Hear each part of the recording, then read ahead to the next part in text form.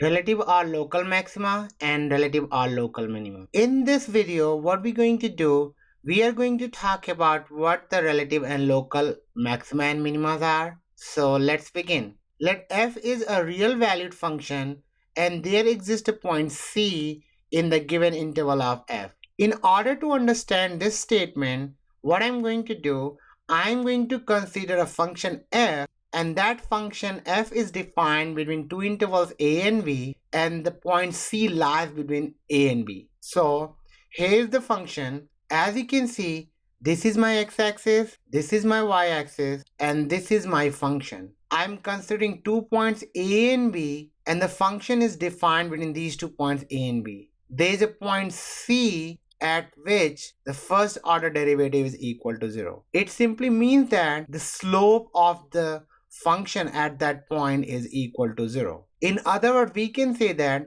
if we draw a tangent at this point, then the slope of the tangent is 0, because at that point the tangent is parallel to x-axis, and this point is also known as critical point or critical number. As you can see, the value of f dash x is greater than 0 from interval a to c, so technically the function is increasing in an interval a to c. As you can see, the value of first order derivative is less than 0. The function is decreasing between the interval c and b. So technically, this point c is dividing the function in two intervals. And as you can see, the function is increasing from a to c and the function is decreasing from c to b. So technically, at this point, the function has a maximum value, because there is no other value is more than this value of the function.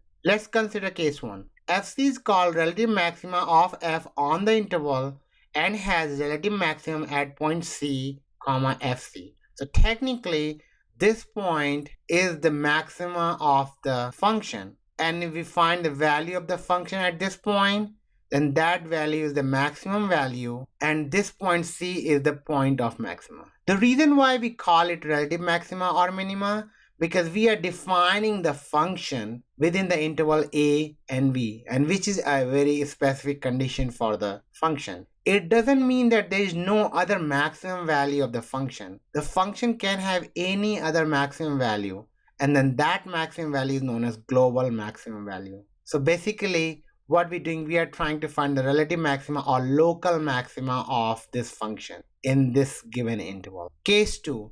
To understand case 2, what I have done, again, I have this function over here.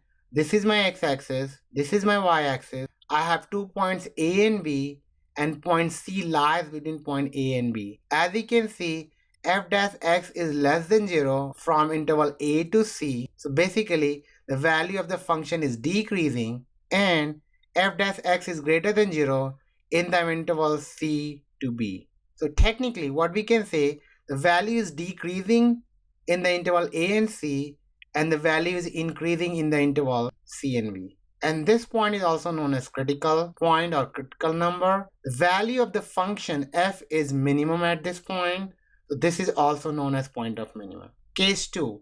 fc is called relative minima of f on the interval and has relative minima at c, fc. So technically, this point is our point of minima, and fc is the minimum value of the function.